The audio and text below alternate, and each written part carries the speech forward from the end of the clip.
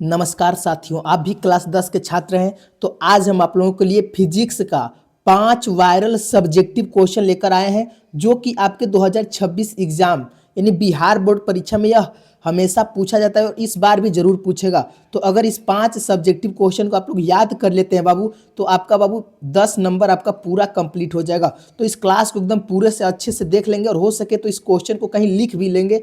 और अगर पीडीएफ चाहिए आप लोगों को तो हम पीडीएफ बता देंगे कहाँ मिलेगा बाबू, आपको पीडीएफ से भी याद हो जाएगा। तो चलिए इस 5 क्वेश्चन को देखते हैं कौन कौन है जो आपके एग्जाम में पूछे जाते हैं। पहला क्वेश्चन तो यह है कि पूछता है कि अवतल दर्पण के उपयोग लिखिए।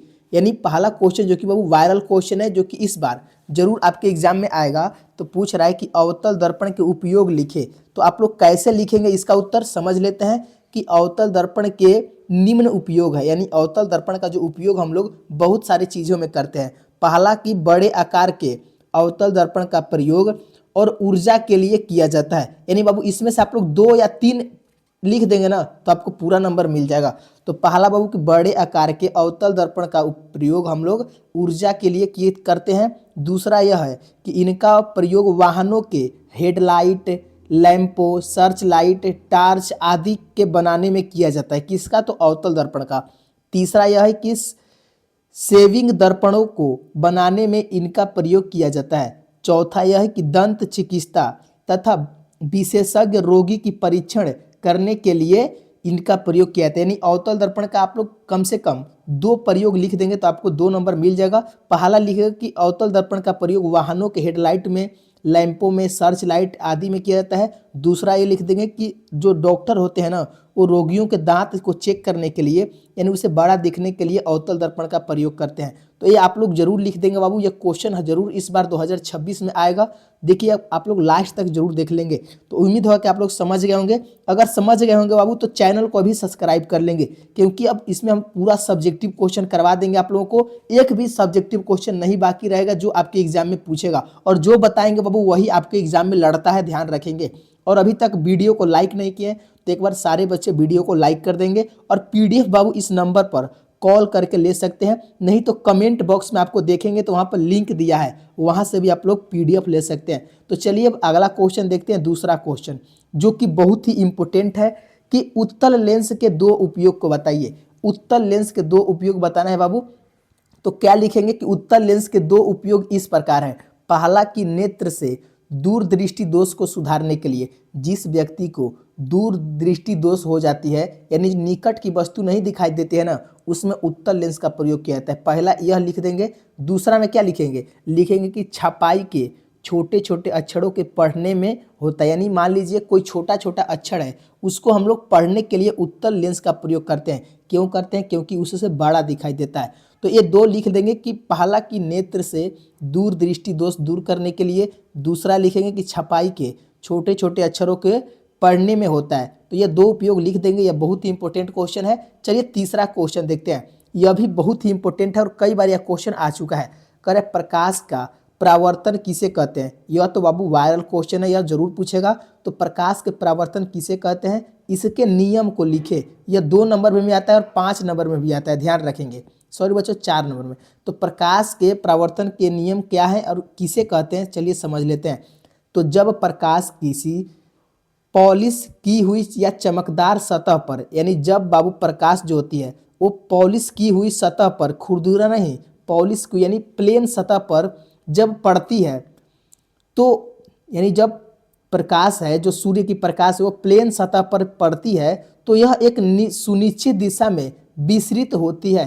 किसी पॉलिश की हुई सतह से प्रकाश का एक सुनिश्चित रूप से दिशा बदलने की परिघटना को परावर्तन कहते हैं। परावर्तन के 2 नियम होते हैं। पहला कि आपतित किरण दर्पण के आपतन बिंदु पर अभिलंब तथा परावर्तित किरण एक ही तल में होते हैं। दूसरा यह होता है कि परावर्तन कोण सदैव आपतन कोण के बराबर होता है। यानी आप लोग ऐसे लिखेंगे अपने भाषा में कि जो प्रकाश के परावर्तन है किसे कहते हैं। तो चलिए यहाँ से समझा देखें कि प्रकाश का परावर्तन किसे कहते हैं बाबू। आप लोग अच्छे से समझ लेंगे तो यह आपके दिमाग में बैठ जाएगा। यानी लिखेगी जब सूर्य का प्रकाश किसी प्लेन सतह पर, यानी यह खुरदुरा नहीं होना चाहिए, जब सूर्य का प्रकाश किसी प्लेन सतह पर टकराती है तो वह एक निश्चित दिशा में मुड़ जाती है। एक निश्चित दिशा में मुड़ जाती है या प्रवर्तित हो जाती है, उसे प्रकाश का परावर्तन कहा जाता है। अपने भाषा में लिखेंगे। और प्रकाश के परावर्तन के दो नियम होते हैं। पहला कि आपतित किरण यानी जो आने वाली किरण है तथा जो आपतन बिंदु तथा अभिलंब के बीच का जो देखिए आपतन किरण दर्पण के आपतन बिंदु पर जो अभिलंब है तीनों एक ही तल में होता है। क्या होता है? तीनों एक ही तल में होता है। और दूसरा यह लिखेंगे कि परावर्तन कोण सदा आपतन कोण के बराबर होता है, यानी जो आने वाला कोण है और जो जाने वाला कोण है ना, यह हमेशा बराबर होता है। यही दो नियम है, ध्यान रखेंगे। चलिए चौथा प्रश्न कहता है करे कि हमें वाहनों में उत्तल दर्पण को पक्ष दर्शन यानी पीछे की देखने के लिए दर्पण का रूप में वरीयता क्यों देता है, यानी हम लोग वाहनों में उत्तल दर्पण का यानी जो पीछे का देखने के लिए उत्तल दर्पण का प्रयोग क्यों करते हैं। तो चलिए इसको समझ लेते हैं। तो उत्तल दर्पण को पक्ष दर्शन यानी पीछे के देखने के लिए दर्पण के रूप में इसलिए वरीयता देते हैं, यानी इसलिए प्रयोग करते हैं क्योंकि वे सदैव सीधा प्रतिबिंब बनाते हैं। इनका दृष्टि क्षेत्र भी बहुत अधिक होता है क्योंकि ये बाहर की ओर वक्रित होते हैं। यानी जो उत्तल दर्पण होता है ना बाबू, वह बहुत सारे चीज़ों को यानी छोटे से दर्पण में ही पूरे विशाल क्षेत्र को दिखा देता है। और ये जो उत्तल दर्पण होता है यह सीधा दिखाता है, एकदम जैसा वस्तु रहेगा एकदम वैसा ही सीधा दिखाएगा। और इसका जो बाहर है वक्रित होता है। समझ जाएंगे कि क्यों करते हैं उत्तल दर्पण का प्रयोग। उम्मीद होगा कि आप लोग समझ गए होंगे। चलिए पांचवा क्वेश्चन कह रहा है, जो कि एक क्वेश्चन और बचा हुआ है, छठवां क्वेश्चन, जो कि यह वायरल था बाबू, इसलिए इसको भी ले लिया है। लेकिन पांच ही क्वेश्चन है। चलिए कह रहा है उत्तल लेंस को अभिसारी लेंस क्यों कहते हैं। यह भी बाबू वायरल क्वेश्चन है। तो उत्तल लेंस को अभिसारी लेंस क्यों कहते हैं, समझ लेते हैं। तो उत्तल लेंस के द्वारा आपतित समांतर किरणें अपवर्तन के फलस्वरूप एक बिंदु पर मिलती है, यानी उत्तल लेंस प्रकाश के समांतर किरणों को अभिसरित करता है। अतः उत्तल लेंस को इसी गुण के कारण अभिसारी लेंस कहते हैं। यानी देखिए बाबू, जो उत्तल लेंस होता है ना, उत्तल लेंस जो होता है इस पे जो किरण आती है यानी जो किरणें आती है वह एक ही बिंदु पर मिला देता है। यानी एक ही जितने भी किरण आएगी उसको एक ही बिंदु पर मिला देगा, इसलिए बाबू इसे अभिसारी लेंस कहते हैं। क्यों कहते हैं कि जितनी भी किरणें आती है उत्तल लेंस पर वह एक ही बिंदु पर मिलती है, इसलिए बाबू इसे क्या कहते हैं, तो इसे अभिसारी लेंस कहते हैं। ध्यान रखेंगे। चलिए अगला क्वेश्चन देखते हैं, छठवां क्वेश्चन, जो कि लास्ट क्वेश्चन है। करें कि उत्तल लेंस और अवतल लेंस में अंतर स्पष्ट करें।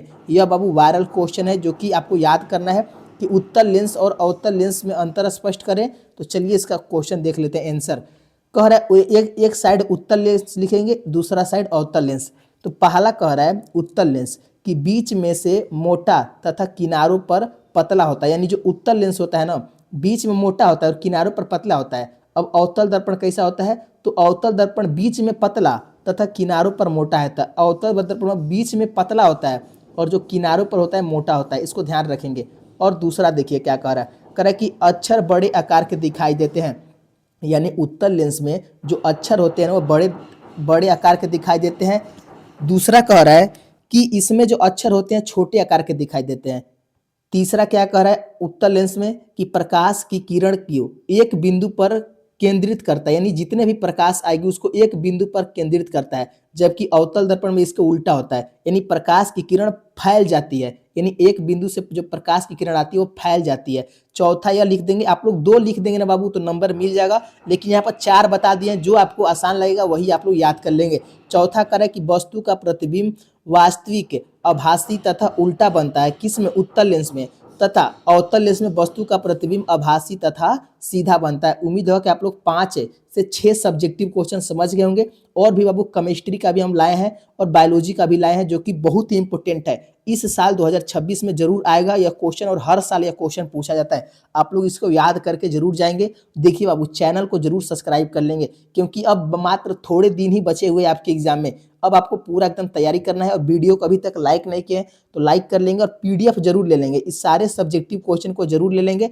पीडीएफ इसका हम फ्री में देते हैं बाबू, जो कि इस पर मैसेज करके या कॉल करके हमसे पीडीएफ ले सकते हैं। तो आज का क्लास कैसा लगा, अगले वीडियो में कौन सा सब्जेक्ट का सब्जेक्टिव चाहिए आप लोग बता देंगे। धन्यवाद दोस्तों।